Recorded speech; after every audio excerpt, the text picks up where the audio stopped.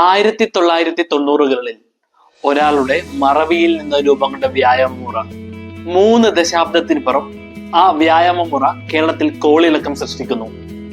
പ്രായഭേദമന്യേ ആർക്കും ചെയ്യാവുന്ന ഒരു വ്യായാമം, ഒരു വ്യായാമം എന്നതിലുപരി സെലിബ്രേഷൻ കൂടിയായ ഒരു ഫിറ്റ്നസ് പ്രോഗ്രാം.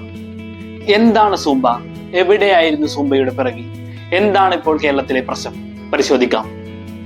ഒരാളുടെ മറവിയിൽ നിന്നുണ്ടായ വ്യായാമ മുറയാണ് സൂംബ എന്ന് പറഞ്ഞാൽ വിശ്വസിക്കുമോ? സത്യമാണത്.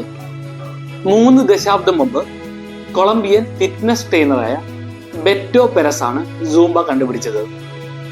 ഒരു ദിവസം ഫിറ്റ്നസ് ക്ലാസ്സിനെത്തിയ അദ്ദേഹം സ്ഥിരമായി ഉപയോഗിക്കുന്ന ഫിറ്റ്നസ് മ്യൂസിക് എടുക്കാൻ മറന്നു. എന്തു ചെയ്യണമെന്ന് ശങ്കിച്ചിരുന്ന അദ്ദേഹം തന്റെ ബാഗ് പരിശോധിച്ചു.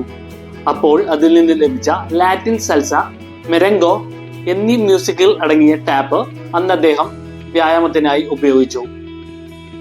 നൃത്തമുറകളും വ്യായാമ മുറകളും ഒരുപോലെ സമന്വയിപ്പിച്ചാണ് അന്ന് അദ്ദേഹം ക്ലാസുകൾ എടുത്തത്. ആ ക്ലാസ് എല്ലാവർക്കും ഇഷ്ടമായി. അതായിരുന്നു സൂംബയുടെ പിറവി. 2001 ബെറ്റോ പെരസ് US-ലേക്ക് ചേക്കേറി.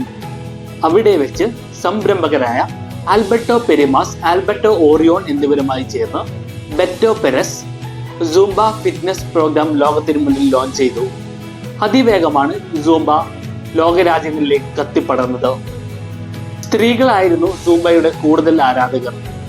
ഹൃദയം, പേശി, ബാലൻസ് എന്നിവയ്ക്കെല്ലാം അനുയോജ്യമായ വ്യായാമ മുറകൾ സൂംബയിലുണ്ട്. ലാറ്റിൻ സൽസ, കോംബിയ, റെഗാറ്റോൺ, മെരംഗോ, ഹിപ് ഹോപ്പ് തുടങ്ങി ഒരുപാട് നൃത്തരൂപങ്ങൾ സൂംബയിൽ സമന്വയിക്കുന്നു. ഒരു നൃത്തരൂപം എന്നതിലുപരി സൂംബ ഒരു സെലിബ്രേഷൻ കൂടിയാണ്. ലഹരിയുടെ പിടിയിൽ നിന്നും കുട്ടികളെ വഴിതിരിച്ചു വിടാം എന്ന ഉദ്ദേശത്തോടു കൂടിയാണ് വിദ്യാഭ്യാസ വകുപ്പ് സൂംബ ഫിറ്റ്നസ് പ്രോഗ്രാം കേരളത്തിലെ സ്കൂളുകളിൽ ലോഞ്ച് ചെയ്തിരിക്കുന്നത്.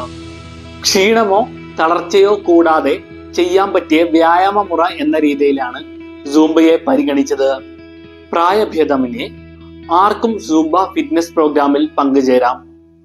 നൃത്തവും സംഗീതവും ഒരുപോലെ സമന്വയിക്കുന്ന ഒരു വ്യായാമ മുറയാണ് സൂംബ. 1 മണിക്കൂർ നീളുന്ന ക്ലാസ്സിൽ 11 മുതൽ 13 വരെ പാട്ടുകൾ ഉണ്ടാകും. അത് വിവിധ താളത്തിൽ പെട്ട പാട്ടുകളായിരിക്കും. ഹൃദയാരോഗ്യത്തിന് വേണ്ടിയാണ് വിവിധ താളത്തിലുള്ള പാട്ടുകൾ ക്രമീകരിച്ചിരിക്കുന്നത്. കൂടാതെ ശരീരത്തിലെ പേശികളുടെ ആരോഗ്യത്തിനും സൂംബ പ്രത്യേകം ശ്രദ്ധ നൽകുന്നു. അരക്കെട്ട്, ഇടുപ്പ്, വയർ എന്നിവയ്ക്കും അനുയോജ്യമായ വിവിധ തരം വ്യായാമ മുറകൾ സൂംബയിൽ ഉൾപ്പെട്ടിരിക്കുന്നു. ആഴ്ചയിൽ 3 ക്ലാസുകൾ എന്നതാണ് സൂംബയുടെ കണക്ക്. ക്ലാസിന്റെ ആദ്യ 10 മുതൽ 15 മിനിറ്റ് വരെ വാമപ്പ് സ്റ്റെപ്പുകളും അവസാന 10 മുതൽ 15 മിനിറ്റ് വരെ കൂൾ ഡൗൺ സ്റ്റെപ്പുകളുമാണ് ക്രമീകരിച്ചിരിക്കുന്നത്. ശാരീരിക ആരോഗ്യത്തിനൊപ്പം മാനസിക ആരോഗ്യവും സൂംബയിലൂടെ മെച്ചപ്പെടുന്നു. ശരീരത്തിലെ ഹാപ്പി ഹോർമോണുകളുടെ ഉൽപാദനം കൂട്ടാനും മാനസിക സമ്മർദ്ദം കുറയ്ക്കാനും സൂംബ ഉപകരിക്കുന്നു. നൃത്തവും സംഗീതവും സൂംബയിൽ ഉപയോഗിക്കുന്നത് കൊണ്ടാണ് ശരീരത്തിലെ ഹാപ്പി ഹോർമോണുകളുടെ ഉൽപാദനം കൂടുന്നത്. അതുപോലെ തന്നെ ഉറക്കത്തിന്റെ അളവ് കൂട്ടാനും അമിതവണ്ണം കുറക്കാനും സൂംബ ഉപകാരപ്രദമാണ്.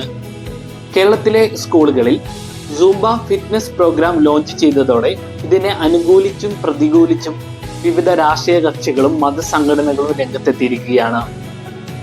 യാഥാസ്ഥിതിക കാഴ്ചപ്പാടുള്ള മതസമൂഹങ്ങളാണ് സൂംബ ഫിറ്റ്നസ് പ്രോഗ്രാമിനെ എതിർക്കുന്നത്. ഇതിൽ ആൺകുട്ടികളും പെൺകുട്ടികളും ഇടപഴകി പങ്കെടുക്കുന്നതും അല്പവസ്ത്രം ധരിക്കുന്നു എന്നൊക്കെയാണ് ഇതിനെതിരെയുള്ള വിമർശനങ്ങളായി ഇവർ ഉന്നയിക്കുന്നത്.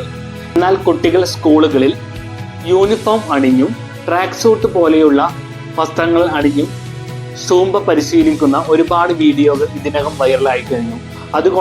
അതുകൊണ്ട് തന്നെ ഇവരുടെ യാഥാസ്ഥിതിക വിമർശനങ്ങൾക്കൊന്നും ഇവിടെ ഇടമില്ല. കാലത്തിന്റെ മാറ്റം അറിയാത്ത പുതിയ കുട്ടികളുടെ ജീവിതം പഠിക്കാത്ത ഇപ്പോഴും പഴയ കാലത്ത് ജീവിക്കുന്ന ഒരു കൂട്ടം മനുഷ്യരാണ് സൂംബ പോലുള്ള ഫിറ്റ്നസ് പ്രോഗ്രാമുകളെ എതിർപ്പുമായി രംഗത്ത് വന്നിരിക്കുന്നത്.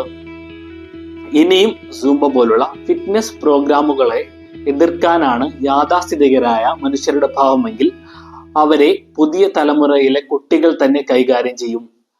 ലോകത്തിന്റെ മാറ്റം മനസ്സിലാക്കാതെ ഇനിയും നിങ്ങൾ എന്തിനാണ് ഇവിടെ ജീവിക്കുന്നത്?